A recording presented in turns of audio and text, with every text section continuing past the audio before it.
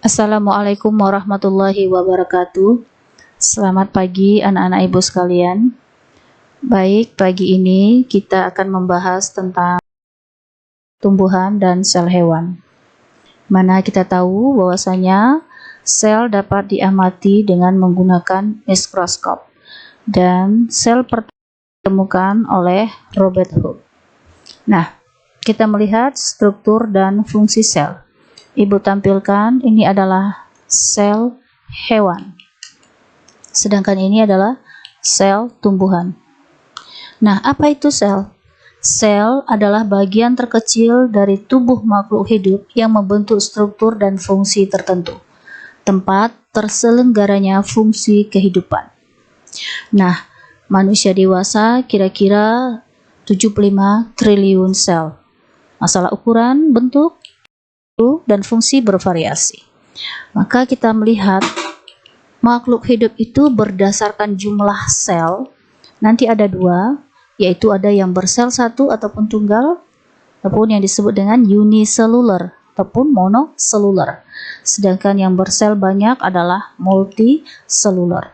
Contoh daripada yang bersel satu adalah amoeba ataupun bakteri. Sedangkan yang bersel banyak itu pada tumbuhan, hewan, manusia, dan lain-lain. Sel berdasarkan membran inti, di mana di kelas 10 sudah pernah kita pelajari, yaitu ada sel prokariot atau prokariotik yang belum memiliki membran inti sel, dan sel eukariot yang sudah memiliki membran inti sel. Sel prokariot itu contohnya pada bakteri. Ini gambar daripada bakteri. Sel eukariot yang sudah memiliki membran inti itu terdapat pada tumbuhan, hewan, jamur ataupun cendawan, protista, dan lain-lain. Nah, ini kembali Ibu tampilkan gambar daripada sel dan sel tumbuhan. Kita lanjut, yaitu bagian-bagian daripada sel. Bagian yang bersifat hidup, protoplasma, nanti terdiri inti sel, sitoplasma, dan organel-organel sel. Sedangkan bagian yang bersifat mati, itu ada nanti dinding sel dan vakuola. Sitoplasma itu adalah cairan yang berada di luar inti sel, terdiri atas air dan zat-zat terlarut serta berbagai macam organel sel hidup. Dinding sel yang berfungsi sebagai pelindung dan pemberi bentuk hanya dimiliki oleh bakteri, cendawan, ganggang, dan tumbuhan. Pada hewan tidak memiliki dinding sel. Membran plasma yaitu pembatas sel dari lingkungan luar yang bersifat semi-permeabel, dimiliki semua sel. Vakuola itu rongga bulat berisi senyawa kimia atau sisa metabolisme.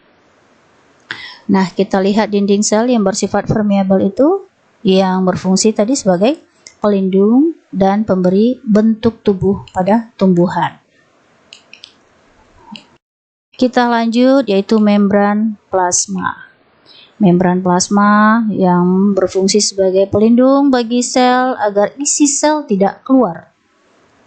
Pengatur pertukaran zat yang keluar masuk ke dalam sel, melakukan seleksi terhadap zat yang boleh keluar dan masuk dari dalam ataupun luar sel yang disebut dengan selektif permeabel, tersusun atas karbohidrat.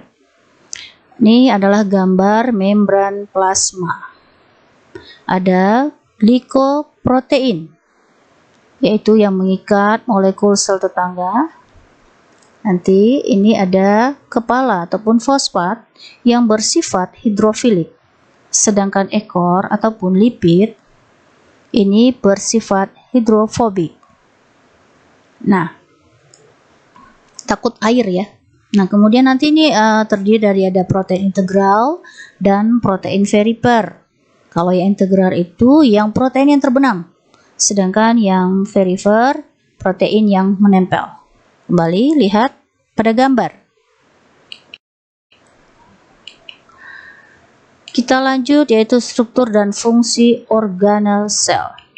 Sitoplasma tadi yaitu cairan yang berada di luar inti, terdiri atas air dan zat-zat terlarut serta berbagai macam organel sel hidup, organel dalam sitoplasma, misalnya seperti ada RE, itu ada 2 RE ataupun retikulum endoplasma, ada RE halus dan RE kasar.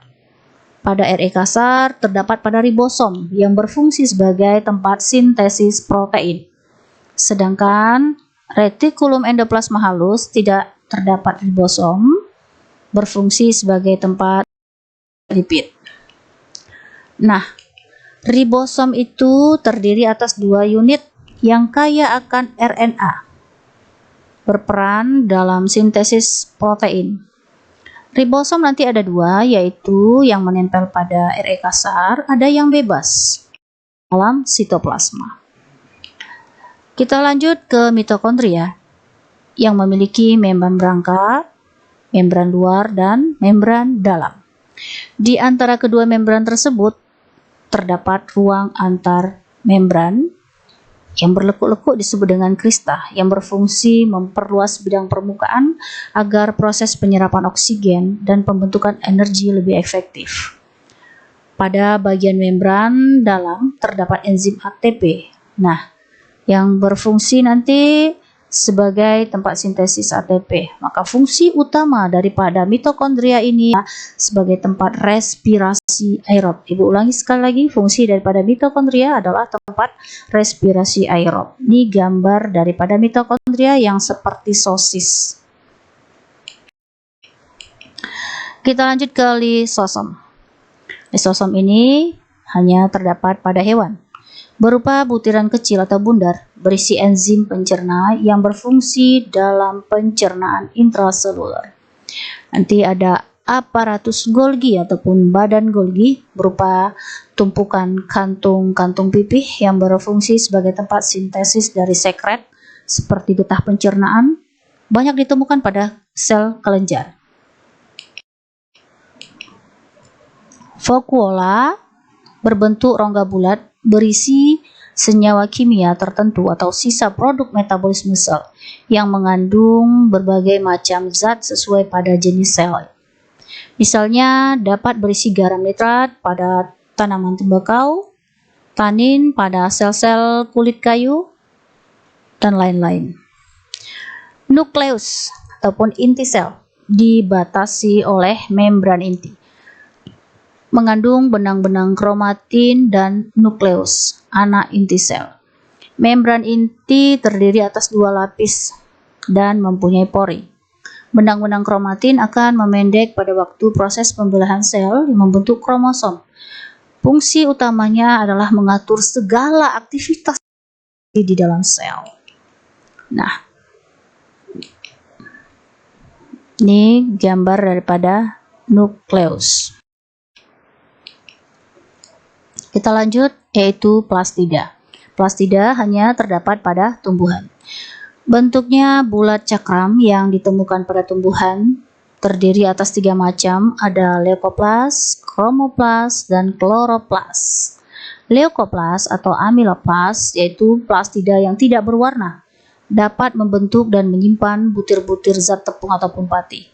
Kromoplas adalah plastida berwarna selain hijau karena adanya pigmen melamin, ada pigmen xanthofil, vicocyanin, ficaritrin, dan lain-lain.